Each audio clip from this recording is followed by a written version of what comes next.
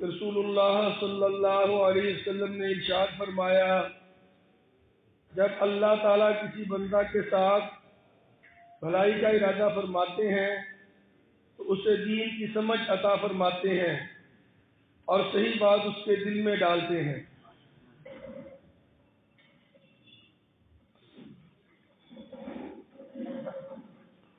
صلی اللہ رسول کریم اما بعد،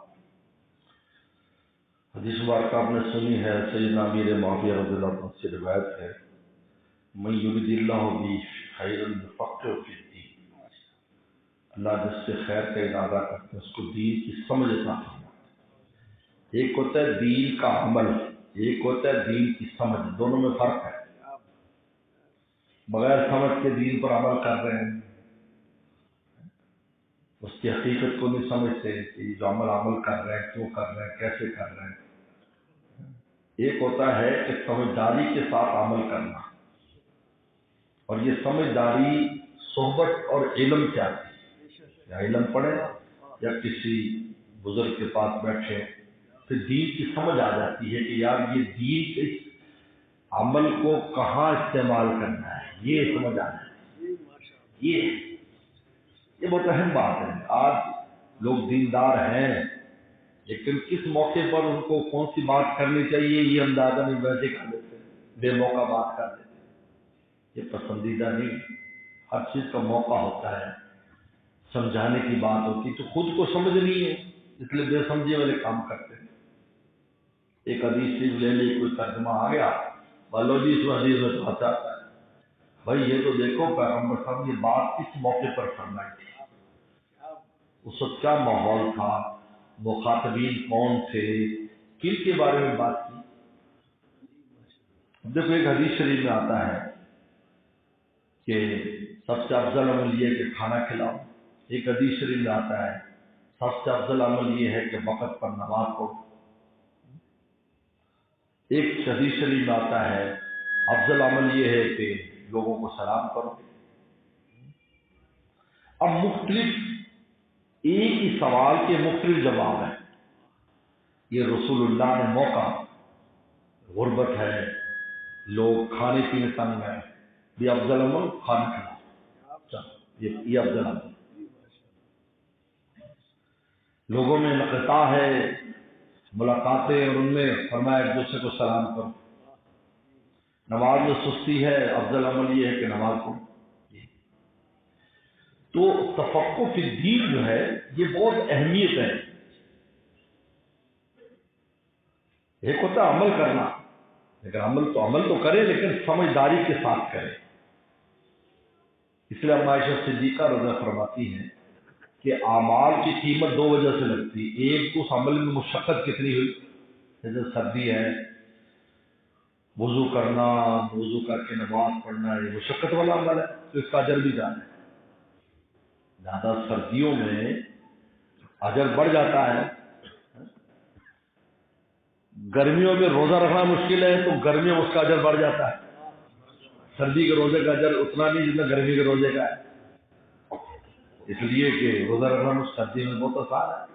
آپ اس لیے حدیث شریف میں آتا ہے کہ سردیاں ہیں یہ غنیمت باردہ، ایسا مال غنیمت جس میں لڑائی نہیں، ایسا غنیمت مال، تو لہذا آپ فجر کی سے پہلے ناشتہ پانی کر لیں اور مغرب تو اتنا ہی ٹائم ہوتا ہے، دوپہر کی روٹی پہلے کھاتے تو وہی ٹائم ہے، زیادہ گھنٹہ دو گھنٹے زیادہ ہوں گے، لیکن گرمی میں شخص تو اما ایسا فرماتی ہیں کہ جو اجر ہوتا ہے عمل کا، ایک تو ہوتا ہے مشقت پر کہ آپ نے اس عمل کرنے میں مشقت کتنی اٹھائی،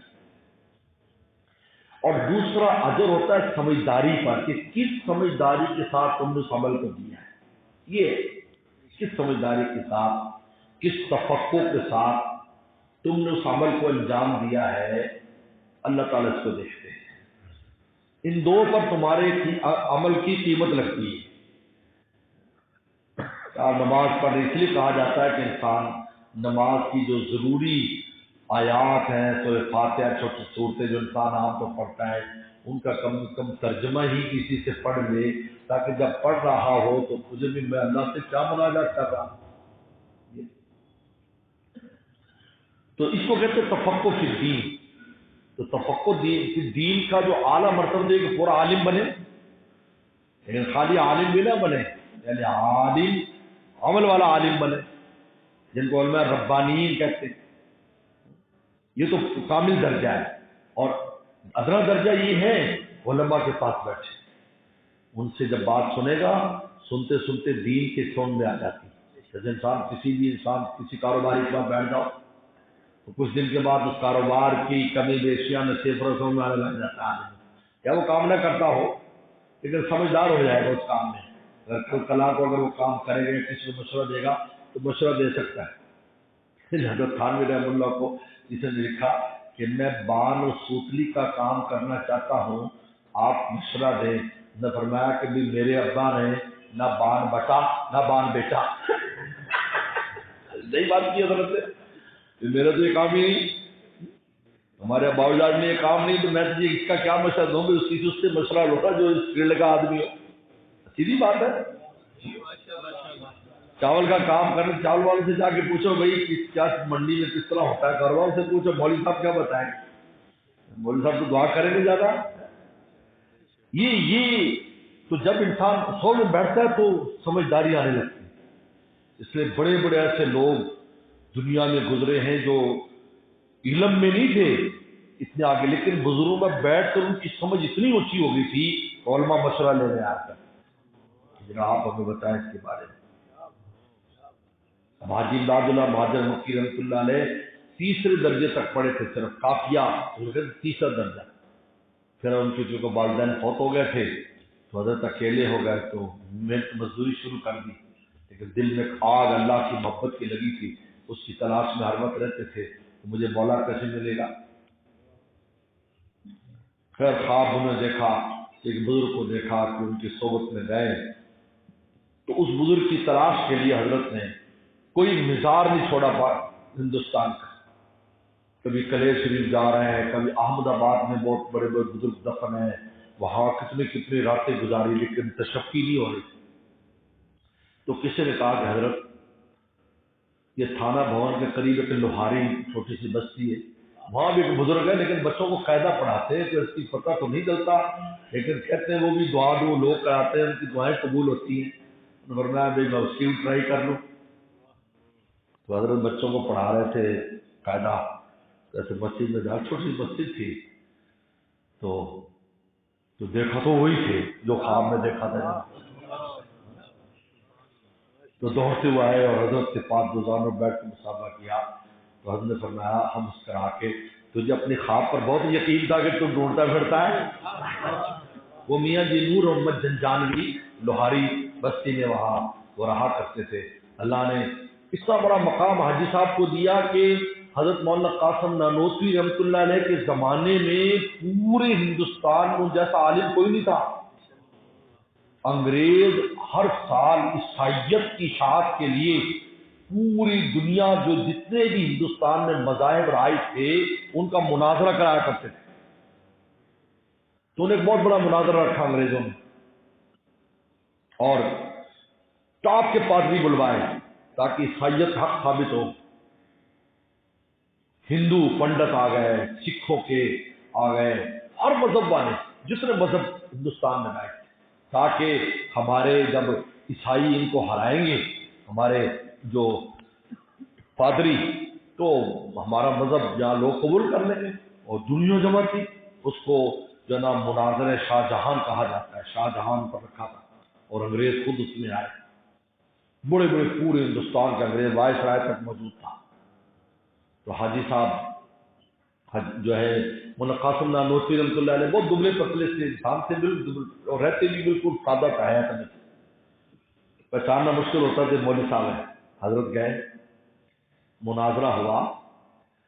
اس مناظرے میں ان عیسائی پادریوں کو جو عبرتناک شکست حضرت نے دی اپنے علم پر، حیران ہو جائیں گے. 50 انگریزوں نے اسی وقت پستول سے خودکشی کر لی. تاریخ پڑھو، گولی مار لی کہ ہماری اتنی ذلت.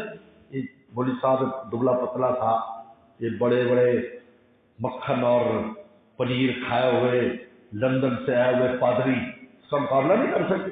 حضرت نے ایسے حوالے دیا کہ تمہاری انجیل اٹھاؤ، بابل اٹھاؤ، اس میں کیا لکھا ہے، تو وہی ہمارے قرآن پر بات کرتے ہو۔ ہندو تو بیچارے ویسے ہی بھاگ گئے، دوڑ گئے، وہ تو مقابلے میں آ ہی نہیں سکے۔ تو اتنا بڑا علم تھا حضرت کے پاس، لیکن حاجی صاحب کے پاس گئے، ان کی صحبت میں بیٹھے، مولانا قاسم نانوتوی رحمۃ اللہ علیہ بیٹھے، اور حضرت جو ہے اب حضرت قیمت تھانوی بیٹھے، تو کسی نے کہا مولانا قاسم نانوتوی آپ اتنے بڑے عالم ہیں کہ نام ہندوستان میں انگریزوں کی تاریخ میں لکھا ہوا ہے اس شخص نے ہمارے ساتھ کیا کیا، تو آپ وہ حضرت تو پورے عالم بھی نہیں ہیں۔ تو فرمایا بھائی علم کی سمجھ تو ہم نے انہیں سے آئی ہے۔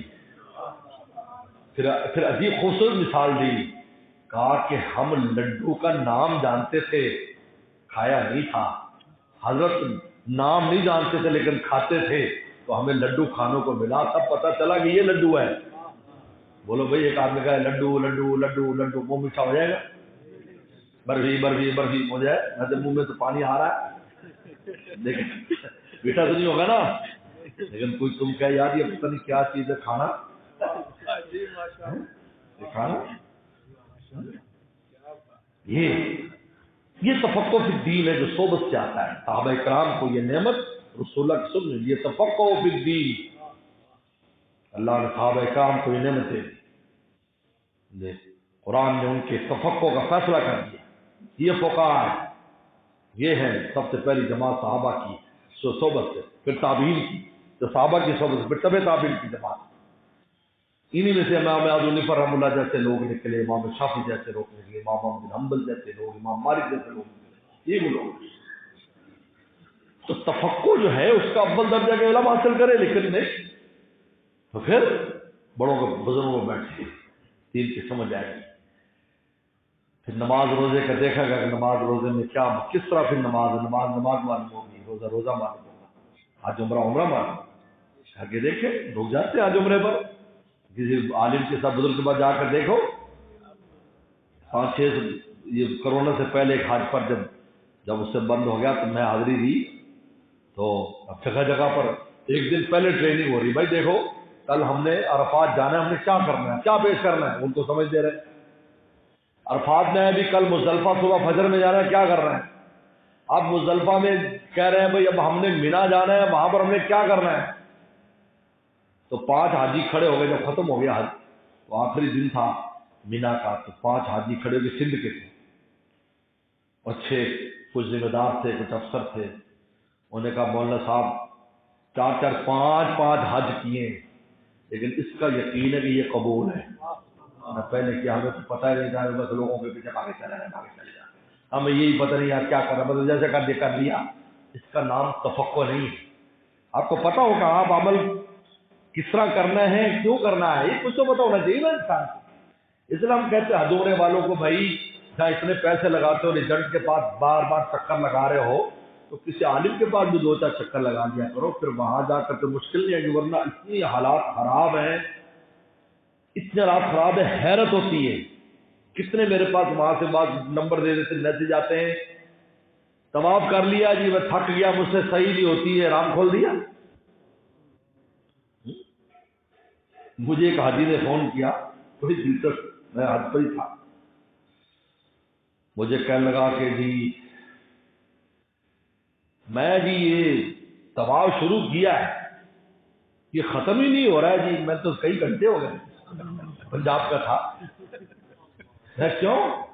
تو سر چکر نہیں رہے، کہتے اس سے تو چکر ختم ہی نہیں ہو رہے، کیونکہ بندے ٹوڑے گئے، میں بھی ٹوڑا جانا۔ میں اب آپ کو بتاؤں، میں کہ اللہ کے بندے تو پتہ نہیں کتنے چکر لگا چکا ہے، پھر 2-3 گھنٹے ہو گئے نہ لوگ ختم کرتے ہیں، اب اس کو یہ پتہ نہیں کہ صاف صاف کر کے نکلنا ہے بیچ میں سے، اور آتے جا رہے ہیں، وہ بیچارہ گھوم رہا ہے، جو یہ بھی سمجھ کرنے گیا کہ یہ کیا کر رہا ہے، وہ اللہ گھر جا رہا ہے۔ یہ ایک نہیں 20 سوال آتے ہیں، اور عجیب و غریب اتنے، یعنی جو بالکل آسان سی بات ہے وہ بھی سمجھ آ رہا ہے، لیکن سیکھ کے لیے گئے۔ تو تفقہ کہ دین جو ہے وہ صحبت سے آتی ہے، علم پڑھنے سے آتی ہے، وہ بھی صحبت ہے، وہ استاد کے پڑھو گے، یہ نہیں ہے کہ خود ہی کتابیں پڑھ لو تو علامہ فہم بن جاؤ، خود بھی گمراہ لوگوں کو گمراہ کرو، یہ بھی نہیں، وہ بھی استاد سے پڑھو گے، وہ تمہیں سمجھائے گا اس عمل کو آپ نے کیسے کرنا ہے۔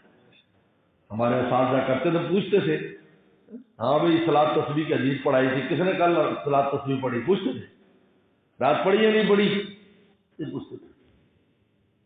الحمدللہ جب مشکات شریف پڑھی، مشکات میں حدیث پڑھی، الحمدللہ پورے 8 سال اس کے بعد وہاں، اس کے بعد میرا یعنی بڑا طویل معمول رہا ہے، کوئی جمعہ دن نہیں ہوتا جس میں صلاۃ تسبیح نہیں پڑھتا۔ اللہ کا شکر ہے جوانی میں کوئی کام میں کمی نہیں کی۔ اب تم بڑھاپے میں دیکھو بھائی، بڈھا تو بڈھے کو تو مفت میں پینشن، یہ تو ہماری تو پینشن کا ٹائم ہے۔ ویسے ہمارے ساتھی جتنے سے سر ریٹائر ہو گئے جو سرکاری، میں کہ کی کرنا کرنے جو ریٹائرمنٹ کرنا تو شادی تو دی نہیں۔ الحمدللہ دین والوں میں کوئی ریٹائرمنٹ نہیں۔ حضرت والد صاحب فرماتے تھے عالم جوان ہوتا ہے تو اپنے پاؤں پہ چلتا ہے، بدھا ہو جاتا ہے تو لوگ گاڑی پہ لے جاتے ہیں، بدھا ہو جاتا ہے تو گاڑی پہ لے جاتے ہیں۔ اس لیے میرے دوستو تفقہ فی الدین من یرد اللہ، جو اللہ ارادہ کر جس سے خیر کا، جو فقہ دین کی سمجھ، اور میں نے اس کے 2 راز سے آپ کو بتا دیا، اللہ مجھے توفیق عطا فرمائے۔ مجلس ذکر ہوگی صبح 7 بجے، ہمارے عشاء کی نماز ہے، اور انشاءاللہ اتوار کو ملاقات ہوگی، اس اگلی اتوار کو جو ہے بخاری شریف میں۔ آپ لوگ خود بھی آئے، بال بچوں کو بھی لے کر آئے، انشاءاللہ عصر تک پروگرام انشاءاللہ مکمل ہو جائے گا۔ اللہ لک الحمد کما صلی اللہ اللهم وفقنا لما تحب وترضى من القول والعمل والخير والنية والهدي والهدى انك على كل شيء قدير صلى الله تعالى على خير خلقه محمد اجمعين۔